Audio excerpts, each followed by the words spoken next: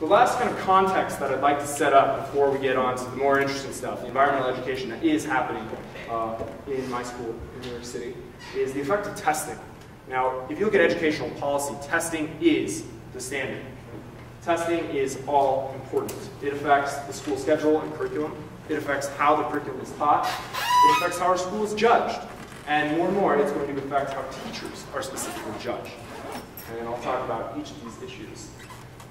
So if you look at our schedule, if you look at a kid that attends our school, and our middle school is considered 5th through the 8th grade, they will spend their time going through 5th, 6th, 7th, and 8th. And by the time that they have graduated from middle school, they will have more than 1/3 of their time in literacy, right? English language arts. They will spend almost 1/3 of that time in math. So almost 2/3 of their time are specifically on English language arts and mathematics.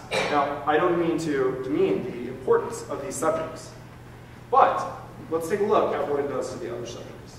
The reason that math and ELA are so emphasized is those are the tests. The ELA, the literacy test, and the math tests are what your school is judged on. It's what the teachers are being judged off of. It's how the students are judged. So our school puts a lot of time in math and literacy. So you get the other basically 1/3 that's left over.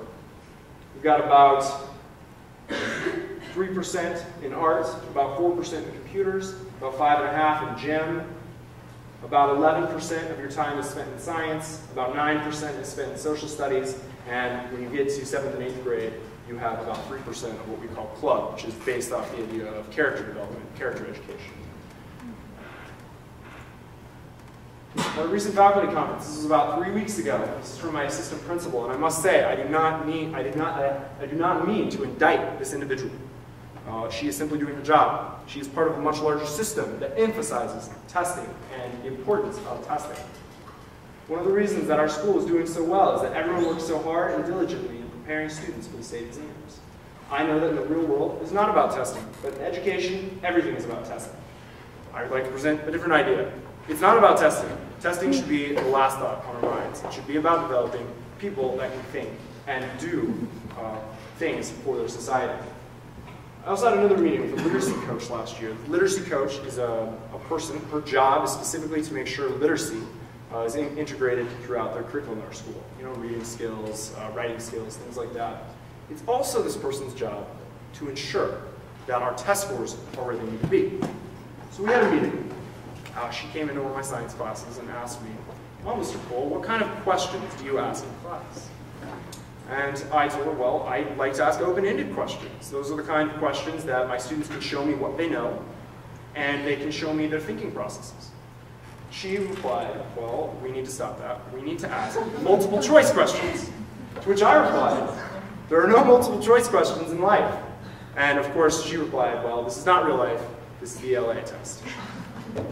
That is the state of educational policy in this country. As an example, this is how it affects my school. This is the case in many other schools in New York City and across the country.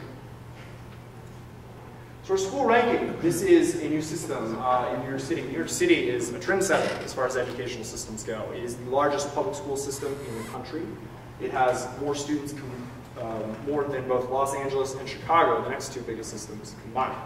So it sets a lot of the trends. And one of the things that they're trying to get going is to rank schools. So A, B, C, D, F, and this is how the ranking is formulated. 15% is based off school environment surveys and attendance. Right? 5% of that is attendance, 10% is a school environment survey. Questions like, is your school safe? How do you feel supported in your learning? You know, questions like that parents answer, that students answer, and our faculty answers as well. 25% of the score is based solely on the math and ELA scores. So based off the students, what they score on one day is 25% of your school ranking. 60% of that is also based on those same exact test scores that are taken on one day. In total, you have 85% of your school's ranking that is judged off how your students do on one math test and one ELA literacy test. It's actually kind of, I mean, it's almost like a vicious cycle. They have the test, and then they've started implementing these predictor tests. So 4 times a year, students will take a predictor test citywide that shows how we would expect them to do when they take the state test. So our school wants to keep up, so they now give predictor tests for the predictor tests. So our students are taking more and more tests to figure out how they're going to do on the test. And so we can identify priorities to make sure that they are doing well on those tests. It's crazy. I feel like I'm in Catch-22 or something like that. Our school has a rank of an A. What does this mean for us? It means that according to this judgment, we're a good school. Well, okay, that's fine.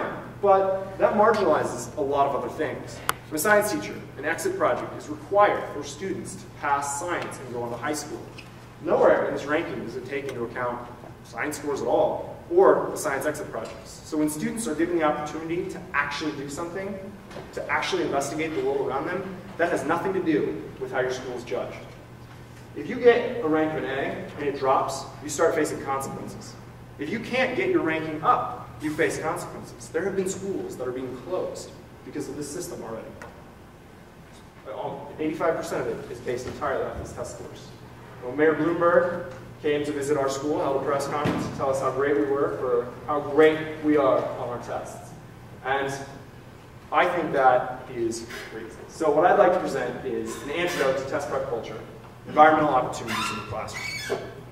There are three theories I'd like to talk about real quick, just to fill you in on what I learned in my graduate school classes about education. Students learn best when they experience something. So it's not when they're reading a worksheet or reading out of a textbook, but when they're doing something. When they are engaged in actually learning through a hands-on process. It's called experiential education. Differentiation from multiple intelligences.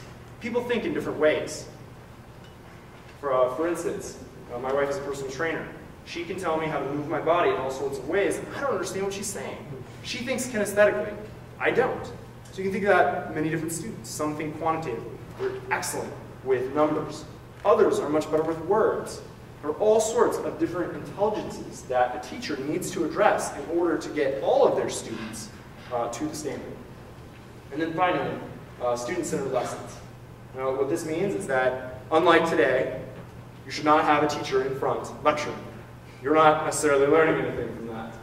When you're working with learners, I'm setting a great example, I know, but I figured your college students, you probably handle it, you get lectured a lot. So a student-centered lesson means that the student should be doing the work. The ratio that I was taught at least should be 80-20. Students should be doing 80% of the work, teachers should be doing only 20%.